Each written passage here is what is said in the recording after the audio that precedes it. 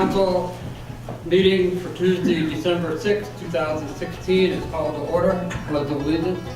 I pledge allegiance to the flag of the United States of America and to the republic for which it stands, one nation, under God, indivisible, with liberty and justice for all.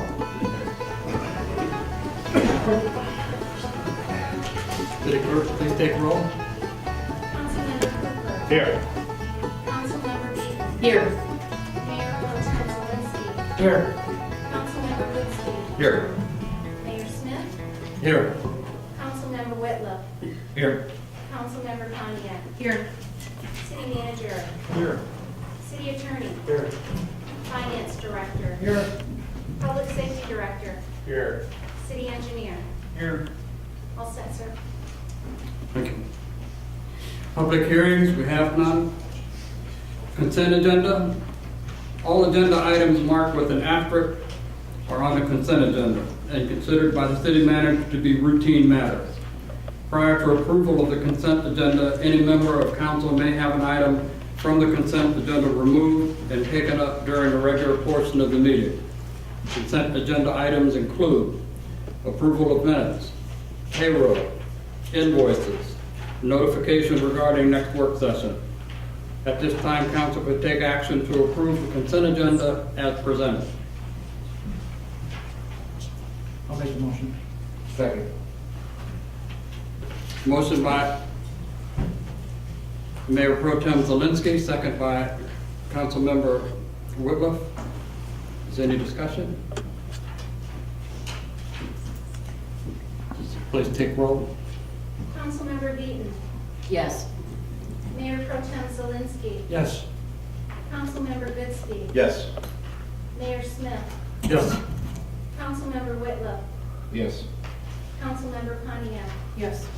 Councilmember Cooper. Yes. Motion passed, sir. Thank you. Missed item, citizen comments on agenda-related item. Are there any citizens that wish to comment on agenda-related items?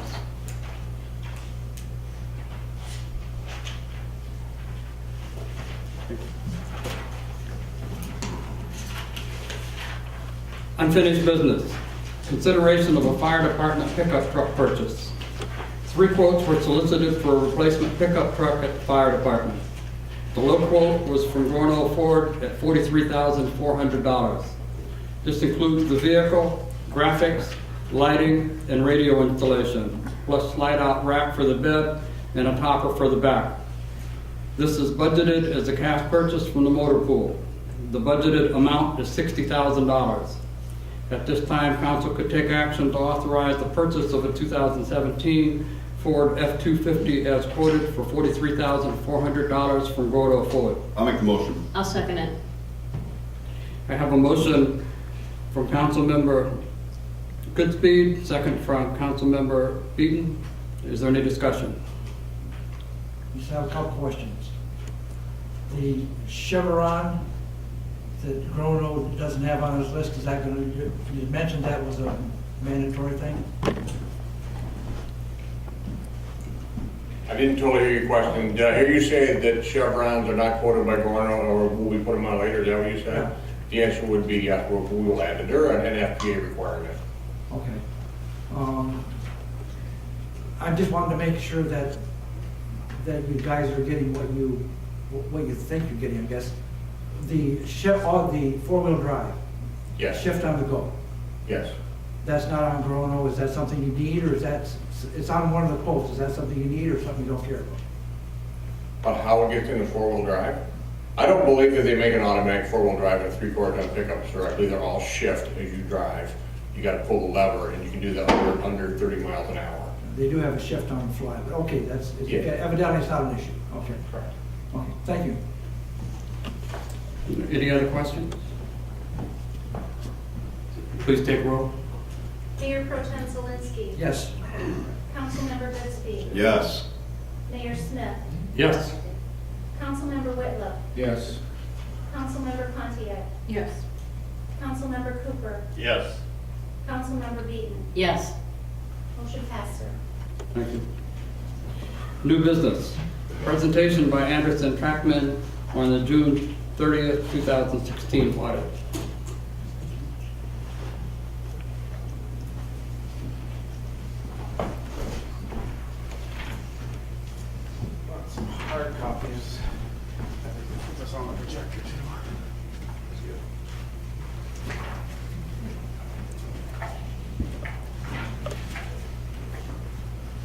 Part was the partner in charge again this year for doing the financial audit. So, you know, the state of Michigan requires annually that most cities and counties and schools and other governments have a financial audit to make sure there's an accounting of all their assets and liabilities, and revenues, expenses, fund balances, make sure that they're accurate and supported by evidence. The accumulation of all that at the end is to give an opinion on the financial statements and their accuracy. And once again this year, you guys got the unqualified or unmodified opinion, which is, doesn't sound like it, but is actually the best one possible. It means that after all procedures and all the testing we did and all the evidence we gathered, that the financial statements were found to be accurate and all the systems are operating okay, and there's compliance with all the different federal, state, and local laws and all those different policies that are required for the state too, and making sure that your financial system is capturing all the information and recording everything accurately and allowing you to have accurate financial statements to work off of. The other opinions that aren't as good are the qualified, which is mostly good except for an item. Then there's a disclaimer when there isn't evidence to support the information. And the bad one is the adverse, meaning there were issues found that the evidence contradicted the amounts and we couldn't reconcile the two. So the next thing we'll get into is a packet of graphs I just handed out, which is up there on the overhead. This is useful in showing the finances of the city. The first one is the balance sheet, showing all the assets of the city at June 30. The biggest piece with most cities is the capital assets, all the different land, building, equipment, infrastructure, being about 41 million or 73% of the pie. Moving over to the right, cash and equivalents, about 2.8 million, that's unrestricted. Cash that's restricted, 55,000, those are mostly for different deposits, water and sewer funds. Next is investments that are restricted. Those are the remaining funds for the water and sewer fund that are earmarked, some for debt, also for future improvements to the system. Then there's accounts receivable, 791,000, due from government units, 267,000, which is due for different grants, state monies like revenue sharing. Due from others, 89,000 other governments. And last is prepaid items, which are other things that benefit future periods, as well as inventory of things that are like fuel at the marina that are on hand at the end of the year, which can be an asset moving forward. Next page, we show assets in a different way, capital assets, again, the prepaid items due from others, kind of give you an idea of their significance to one another. Again, the capital assets is the biggest amount of the city's assets, which can't be used or liquidated usually to fund city operations because they've got to be used to provide services for the city. Then you see all the other assets pan out with cash investments being the next biggest items. Next pie graph shows the liabilities of the city. And starting over on the top, bonds payable, the biggest chunk is 17.9 million. You frequently have at cities a lot of debt needed to support the infrastructure of the water and sewer systems as well as the street funds. So it's pretty common to have this kind of make up for your liabilities. Next you have notes payable, which is on different equipment, about 533,000. Capital leases on equipment, 190. We have an OPEB liability for retiree healthcare, 121,000. Employee investment employee benefits, which is accumulated sick and vacation time to be paid out for future benefits, 327,000. Accounts payable due to vendors, about 329,000. Accrued liabilities, 253,000, which is the employee accrued pay as well as related liabilities at the end of the year. Security deposits, unearned revenue, 3,000. Accrued interest on the debt, 129,000. And pension obligation, 4.1 million, which is the kind of the snapshot of the pension plan at the end of the year. This is the second year of this new reporting requirement. Before, we never used to present this item on the balance sheet. It was just always just a footnote to see how the plan was doing. Now the GASB, who sets the rules for government accounting in the United States, require kind of a snapshot of what the real asset value of the plan is compared to what the real liability is, all kind of present value back to this date to kind of see how well funded the plan is or not. And this obligation is the difference between those assets and liabilities, as if the plan, was closed, where the door's closed today. So again, it's not something that is currently due, but it's a requirement that be reported to kind of give you an idea of what that obligation is, and it's still long-term. Then the last one's installment loans, 1.2 million, which is different loans for building and equipment for the city. The next graph shows the equity in the entire city, and it's broken down into 3 pieces. There's unrestricted net position or net worth, there's restricted. A lot of the funds and programs of the city, the monies that are the surpluses at the end of the year aren't necessarily to be used free and clear. They're for different specific uses of the city, like the street funds. Any of their surpluses remain for Act 51 purposes. Any different programs that are grant funded or paid for by millages, all that stuff. If there's anything remaining, it's earmarked for that, still for that purpose moving forward. So that rolls into this restricted line. And then the last one, the biggest, is the net investment in capital assets. That's your ownership in that big chunk of capital assets that we talked about, net of debt, and that's at 21.8 million. Going to the next graph, we have the revenues of all the government funds, and that's the government, the special funds, the debt service and capital funds, showing taxes, just down a little bit from 3,540,000 to 3,519,000. Licenses and permits pretty comparable. Federal sources, since I think 14 we haven't had any federal category grants. State sources up a little bit. I think we had a FEMA grant this year for about 90,000. We've bumped that up a little bit. Local sources up from 39 to 60,000.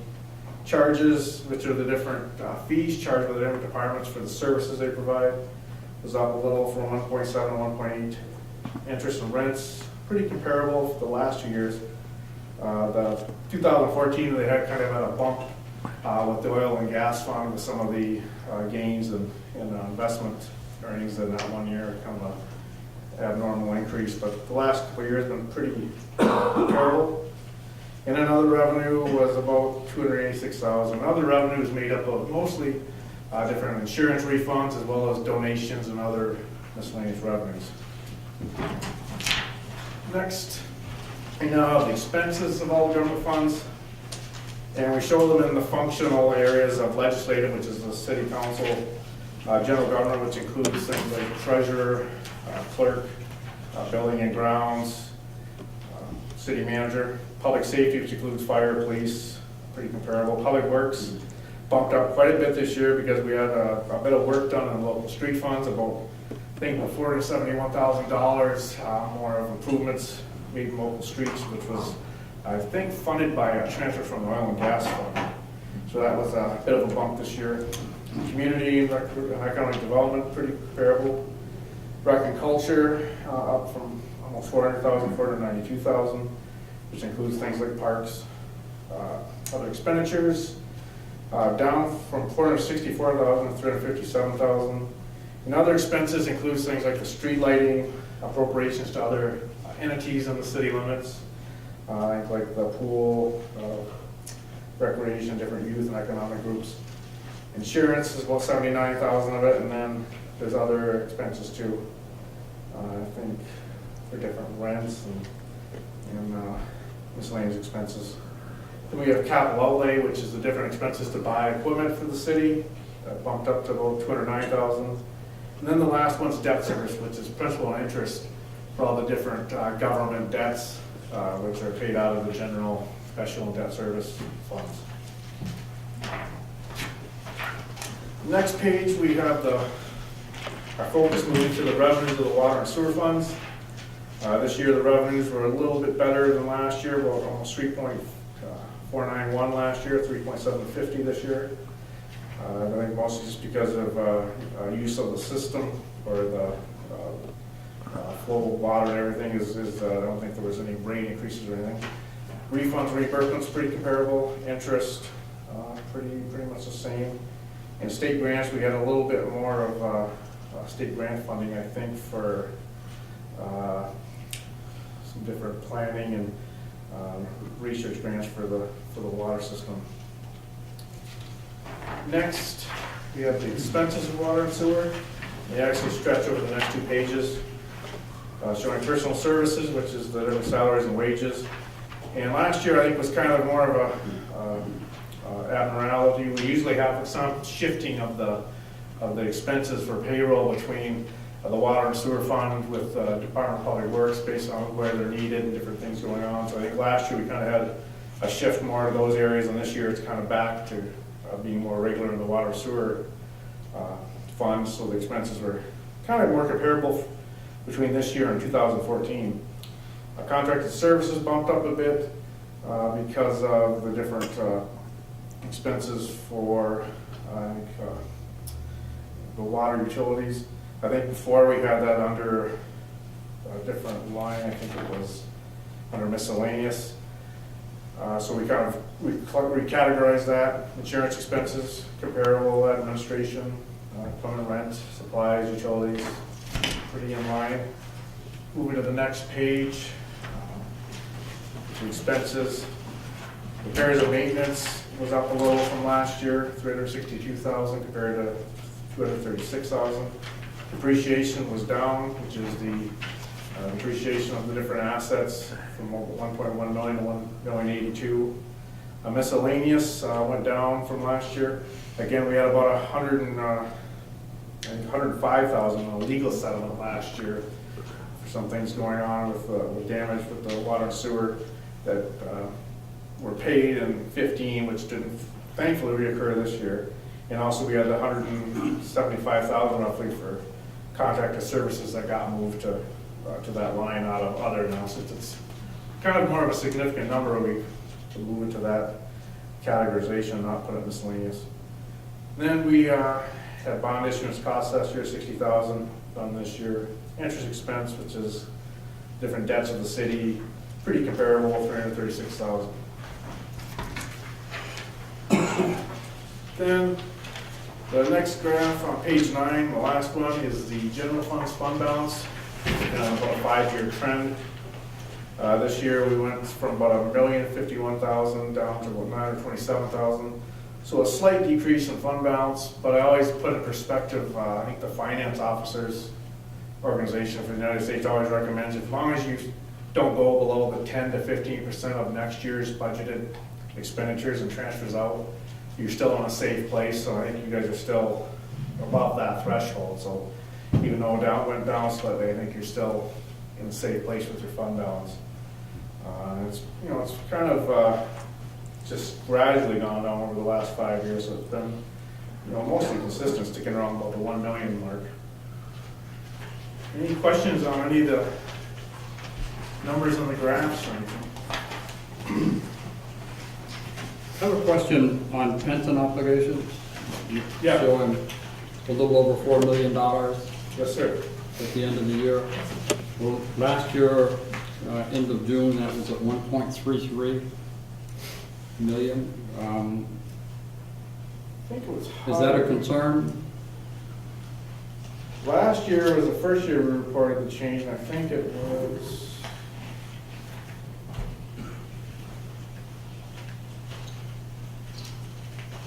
Last year it was about 1.8 million. Okay. For the yeah, so it is going up, and it's some of the factors of that are the return on the investment. MERS has these projections of higher return on investments, and they haven't been, I think, as good the last few years to reach that. So it kind of has more ground to make up. See the liability. See the interest on the liability is usually higher too than what they say. I think another factor is the raises that they put in the model are usually higher that each employee gets based on what actually occurs. I think their rate is like 4.5% raises each year for employees, and in Michigan things haven't been that good. So it's kind of these shortfalls that are occurring based on what MERS is thinking how it's going to do and how it's actually doing, and that's kind of causing these increases. So, there's still no change in how it's gotta be funded by law.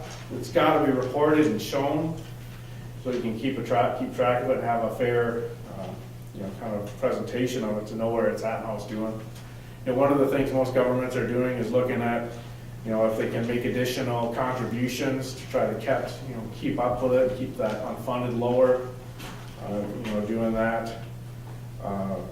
Some of them consider changing their plans. Some of them are offering not only defined benefit, but defined contribution plans. And, there's various things people are trying to do to control that, but it's kind of, that you're in the same boat as most governments. It's, if you got a defined benefit plan, everybody's subject to whatever's happening with the stock market and how that's doing. So, everybody's kind of had a bump this year in the liability because of how the stock market works, and and these projections they're using to plan the funding of the plan too. So.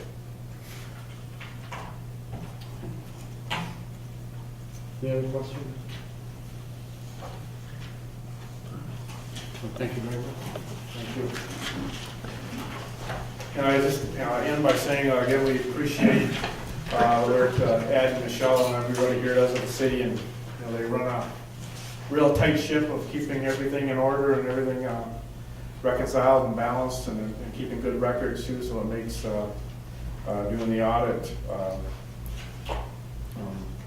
a lot easier than it can be. So it's nice to have everything available and in order, and there's two that everything's reconciled. So when you come in, you just recheck everything, and it goes pretty smoothly. So we appreciate their work and all their help too with the audit. So we got a pretty good audit again this year. Thank you. Thank you. Thank you. Thank you.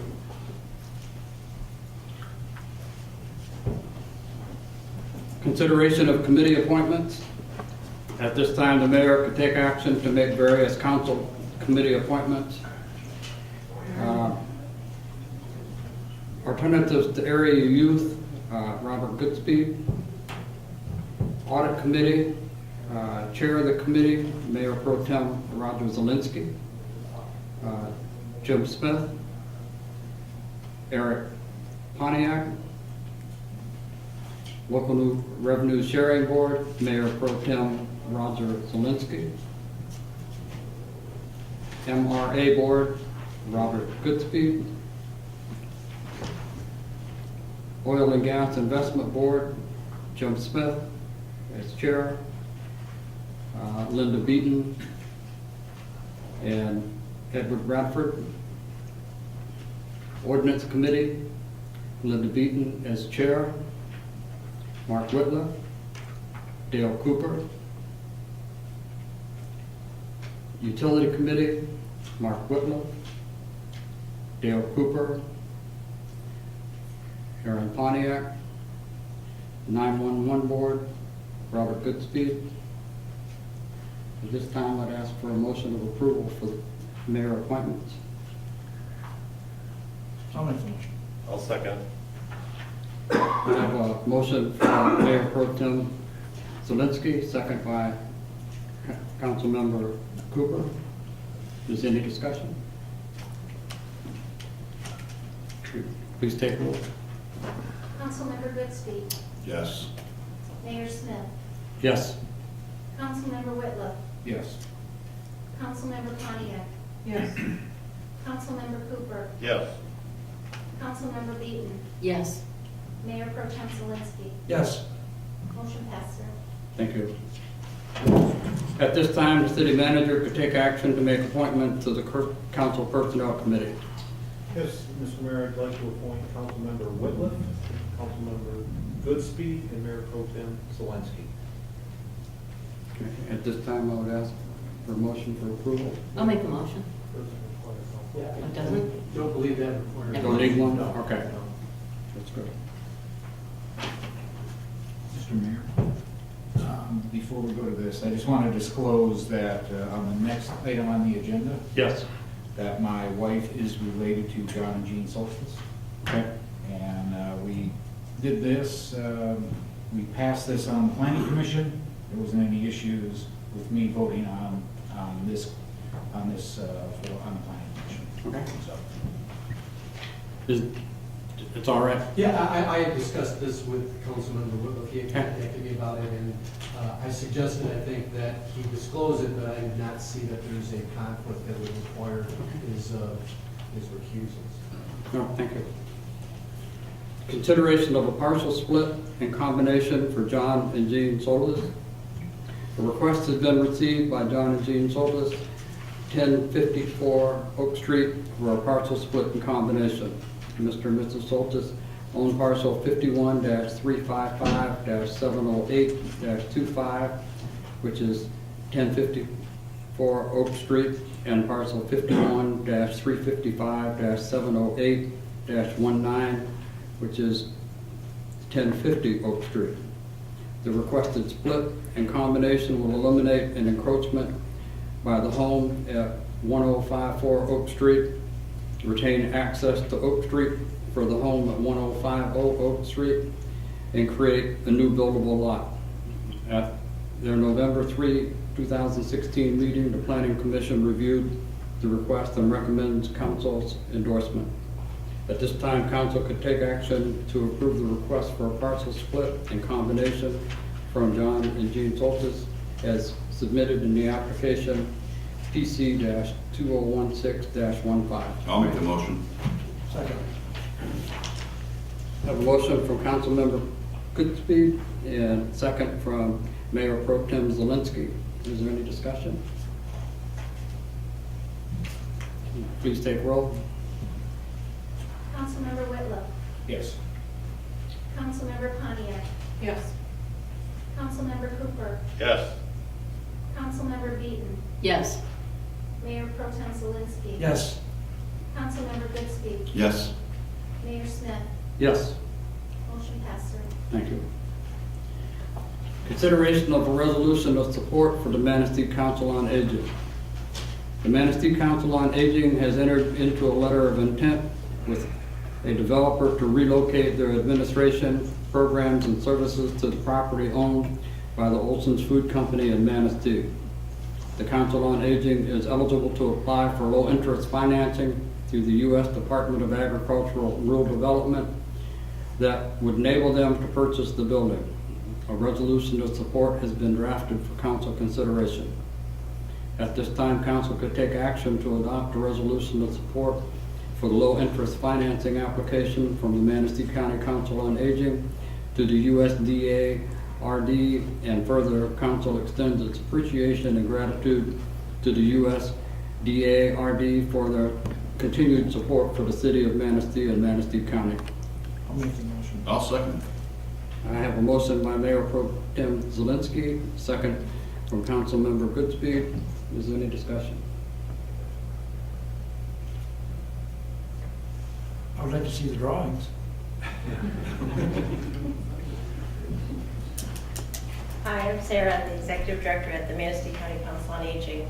And these are the first rough drawings that we have actually from an architect. So any questions or, this is actually, the one you're looking at right now is the entire property with an apartment building that would be built by Third Coast Development.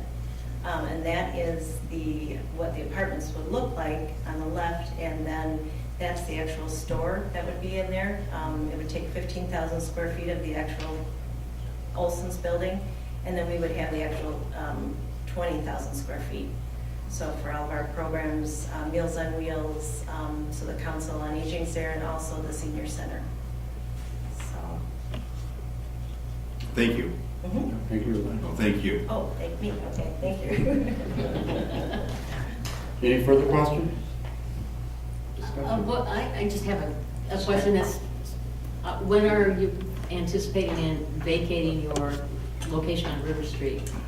We won't vacate until we actually are moving into that building.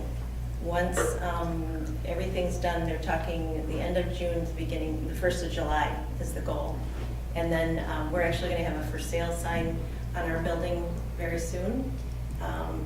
And with the exception that we won't be able to move out until we have a place. Good to know. Yeah, so that'll be back on the tax records. So,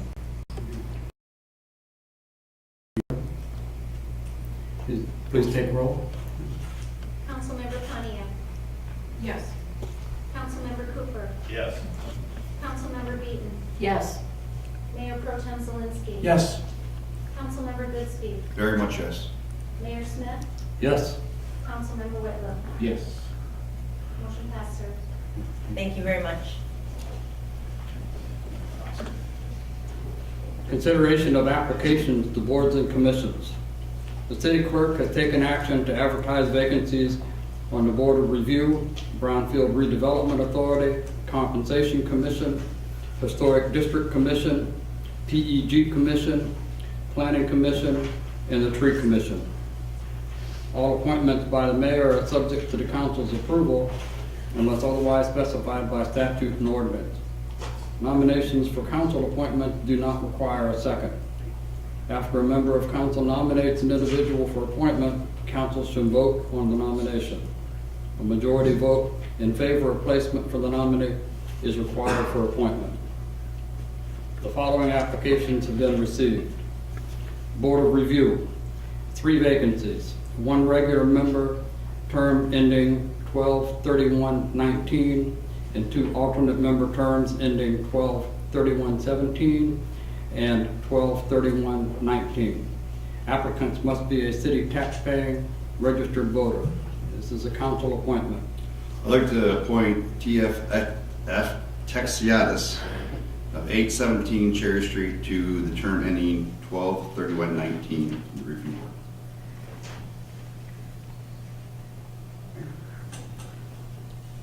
Please take roll.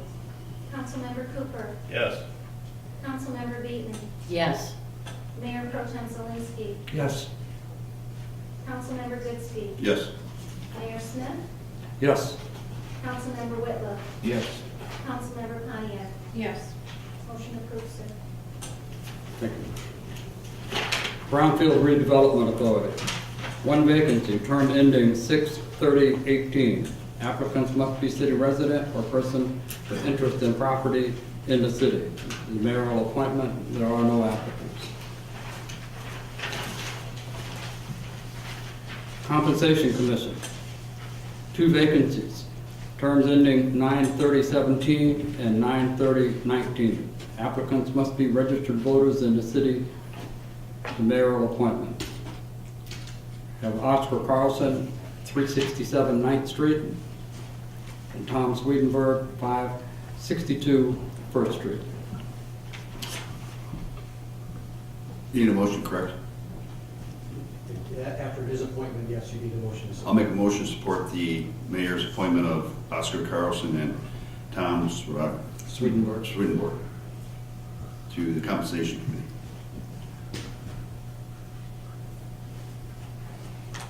You need a second? I'll second this.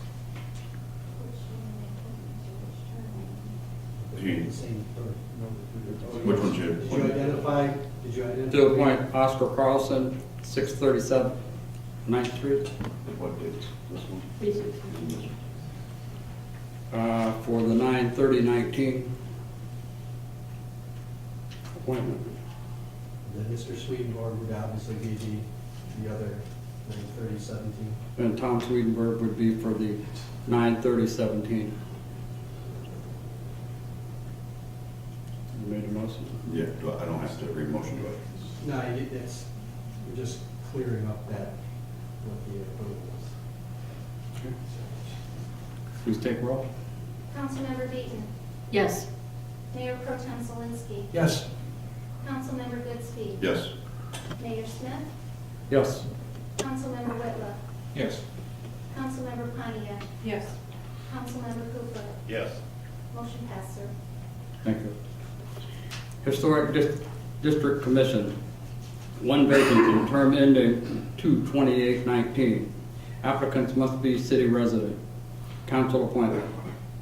We have James Matthews, 336 River Street, and Robert Chucko, 521 First Street.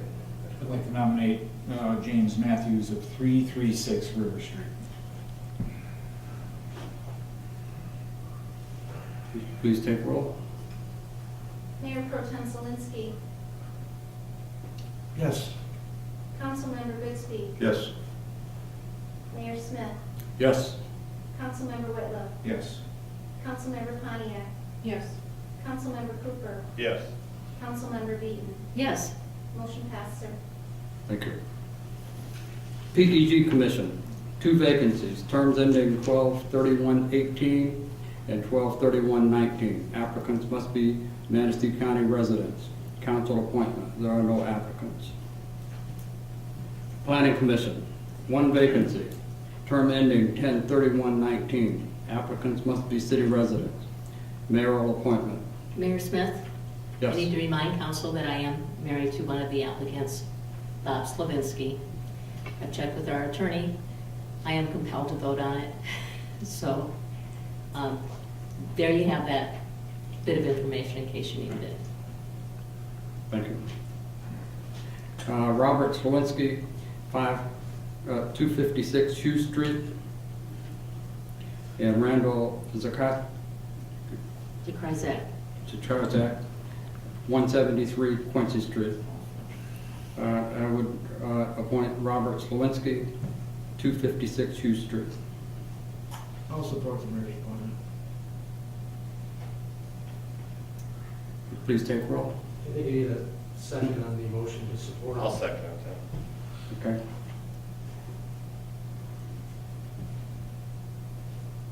Councilmember Goodspeed. Yes. Mayor Smith. Yes.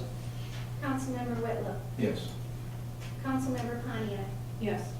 Councilmember Cooper. Yes. Councilmember Beaton. Yes. Mayor Pro Tem Zelinski. Yes. Motion passed, sir. Thank you. Tree Commission, 3 vacancies, terms ending 12/31/19. Mayoral appointment. Sue Varick, 417 Second Street. Bruce Schwab, 338 4th Street. Pat Zagata, 811 Oak Street. Rick Tetzworth, 1405 Cornell Street. Appoint Sue Varick at 417 Second Street. Bruce Schwab, 338 4th Street. Pat Zagata, 811 Oak Street. I'll support the mayor's appointment. Please take roll. Need a second on that I'll motion. second. Second. Second? Councilmember Whitlow. Yes. Councilmember Pontiac. Yes. Councilmember Cooper. Yes. Councilmember Beaton. Yes. Mayor Pro Tem Zelinski. Yes. Councilmember Goodspeed. Yes. Mayor Smith. Yes. Motion passed, sir. Notices, communications, and announcements. Presentation on CDBG block grant application for North Channel Outlet.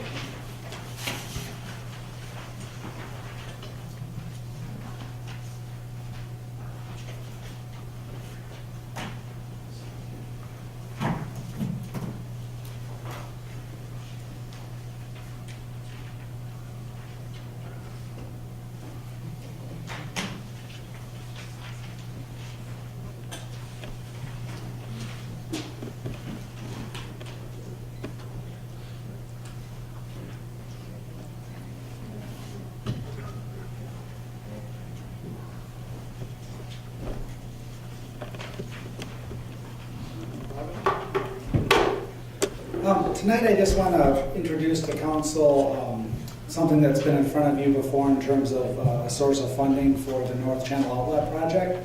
We're getting closer to submitting that grant, and I just kind of wanted to run through the basics with you on that.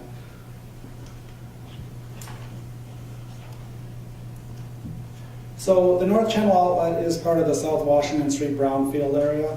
And as we all know, it'll be a mixed-use building with a brewery, apartments, and a restaurant in there. There's several financing pieces for this portion of the project. There's private financing. There's the Oprah tax abatement, which City Council approved a little while ago. And then the third piece is the Community Development Block Grant, Blight Elimination Grant in the amount of approximately $1 million. A little bit of background. CDBG grants are administered by the U.S. Department of Housing and Urban Development. And they're available to the city of Manistee because we're a designated core community, and they're handled through the Michigan Economic Development Corporation and the Michigan Strategic Fund. This particular grant is available to address blight conditions at the site and also buildings that are being targeted for redevelopment. And so it's a real good fit for that program. And the North Channel Outlet building has been declared blighted by the city blight officer in the fall of 2016. This grant is a very important piece of the project funding for the North Channel Outlet. Without it, the project won't go forward. The grant has been discussed with the MEDC, the city and the developer in the early spring of 2016, but really those conversations have been going on for a couple of years now as the development team was assembling all the different parts of the project. Initially, the MEDC was going to do a community revitalization program grant, which is a grant directly from the state to the developer. And that's the same type of grant that was used on the River Park building. But at the last minute, they committed all of those funds to some other large projects and switched that over to a community development block grant. The block grant would be awarded to the city rather than the developer, so that's an important distinction. However, it's for use by the developer in doing their project. And the unfortunate thing is that the CDBG grant process is much slower and more cumbersome than a CRP process because the Community Reinvestment Program are state funds where the CDBG dollars are federal funds that are passed through the state, and so there's a lot more strings attached. The process will look something like this. The first thing that was done is a Part 1 application or an intake form was submitted to the MEDC. That's one of their prerequisites. It just kind of gives them an overview of the project. And then just recently, we submitted the environmental review to the MEDC. That has a period of waiting and public comment attached to that. And so it was posted at City Hall for public review on the November 23rd, right before Thanksgiving. And that period will stretch until December 12th. After that, the Part 1 and Part 2 applications will be submitted through the MEDC portal on or around December 12th. There will be a pre-grant award request to the MEDC to allow work to begin on the North Channel Outlet right after that application is submitted.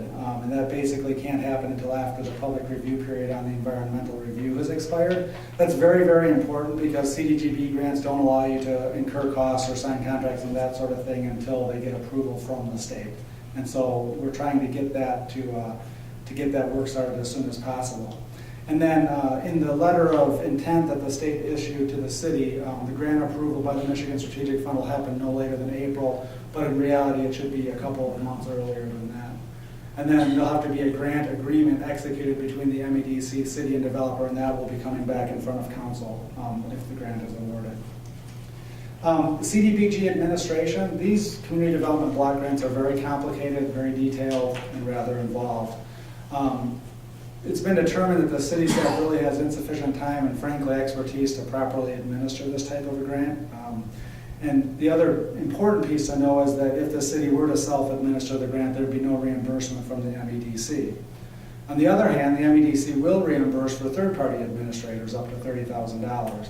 And so the city's intending on issuing a request for proposals for certified third-party administrator. And what a certified third-party administrator is an administrator or professional firm that's been vetted by the MEDC, and they maintain a list of those. Those are people that have been through specialized training and know how to properly administer these grants. So we'll post an RFP sometime here, maybe even by the end of the week on the MEDC website. And then at some point, once the responses to that request for proposal are received back, the city will have to award a contract to that. But keep in mind that that will be covered up to $30,000 by the MEDC. And that selected party will then work with the city and the developer to administer the grant and to ensure compliance with the multitudes of federal and state requirements. Hey Ed, for everybody, tell everybody what MEDC is. It's the Michigan Economic Development Corporation. And again, this is a timeline you've seen before. It's shifted somewhat. The OPRA was approved in October and approved by the state in November. Work begins on the North Channel Outlet mid to late December or early January, kind of depending on when we can get approval or the developer can get approval from the state to begin that work. Substantial completion still should be April. Brewery restaurant hopefully will be opening in June. and then the substantial completion on the residential portion will be in October of 2017. So I just wanted to let council know that this project is still moving forward, and as we've talked, there's multiple pieces and multiple timelines, and we're just continuing to move forward with that. Again, coming back to council will be a grant agreement if the grant is awarded, and also an agreement with a third-party administrator. And so those two things will be on future agenda items for council. Are there any questions? Thank you very much. Thank you.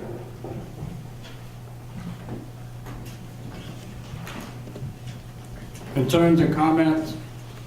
Citizen comment. This is an opportunity for citizens to comment on municipal services, activities, or other areas of city involvement. Citizens in attendance should be recognized by the mayor for comments, limited to 5 minutes. Letters submitted to council will not be publicly read. Are there any citizen comments?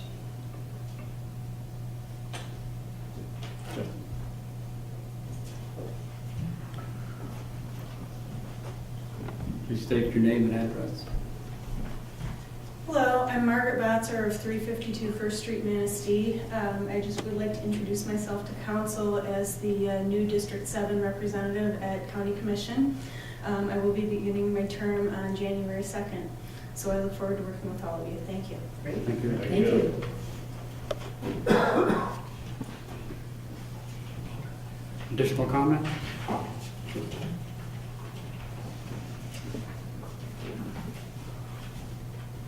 Carol Pasco, 610 Spruce Street.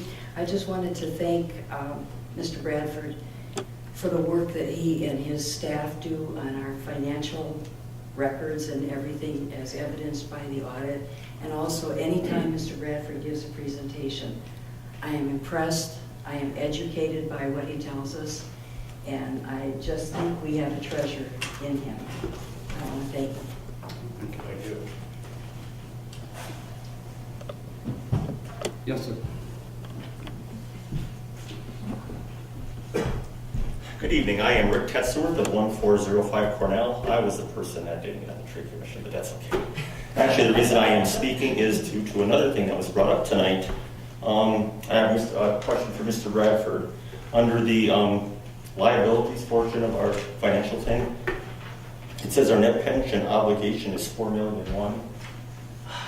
Please explain to this council, because everybody's eyebrows are raised, including mine, that we are fully funded at this time. It's not like we're going to owe $4 million starting now, if that indeed what it is. No, it's not. Let me speak to that a little bit. Okay, please.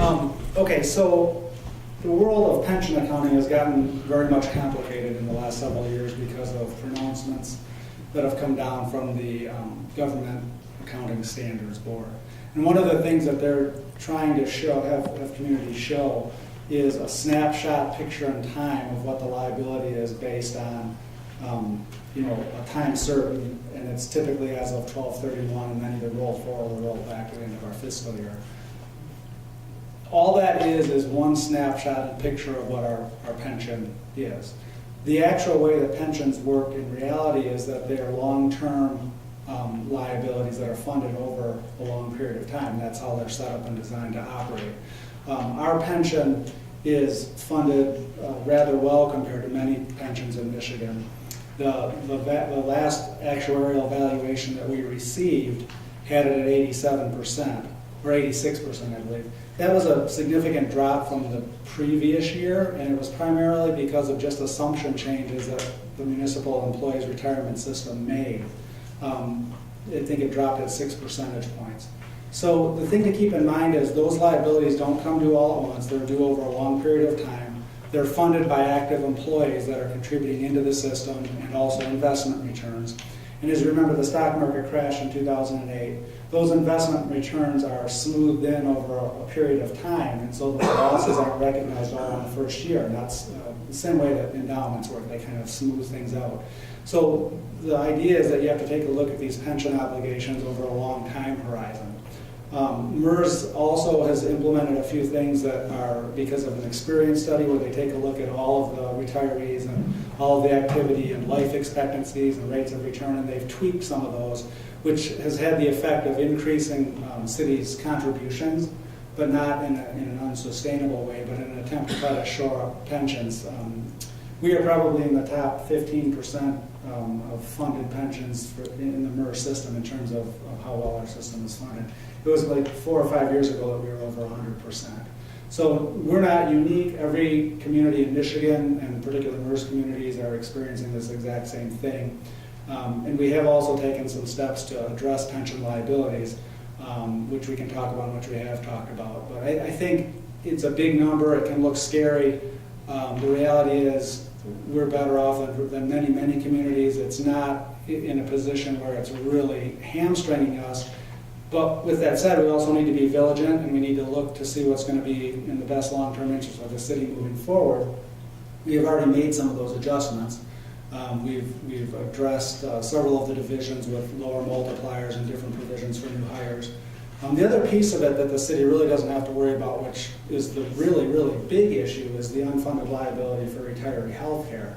And as a strict matter of fact, going all the way back to City Manager Ben Byfoss, the city has a capped benefit, and it's basically capped at $250 per month from retirement age to Medicare eligibility. So we don't really provide retiree health care. We provide more or less a stipend towards an insurance plan. And there's some more changes that we're going to want to make with that just to really get us totally out of that retiree health care business.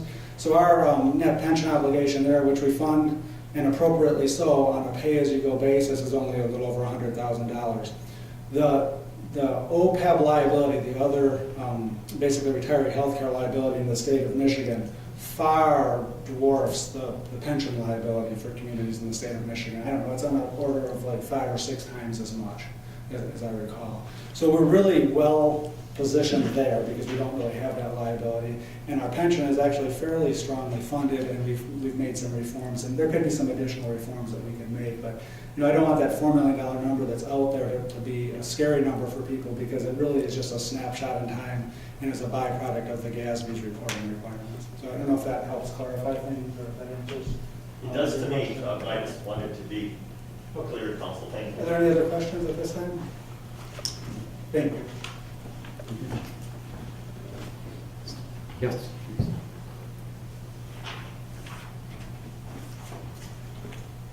Good evening, council members. I just wanted to take a moment to introduce myself to some of the new members. I'm Karen Goodman. I have been reelected to the county commissioner, to the county commission, and I am your 6th district representative. So, thank you. Thank you, Karen. Any additional comment? Officials and staff, city clerk. Nothing, Your Honor. Nothing. Nothing, Your Honor. City attorney. Nothing more, Your Honor. Engineer. Nothing, Your Honor. Chief. Nothing, Your Honor. Thank you. Council members. No.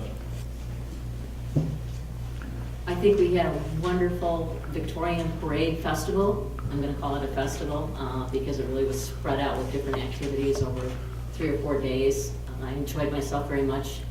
At the parade, I enjoyed the trombones. They were playing at 3:30 on River Street. I thought it was handled very well.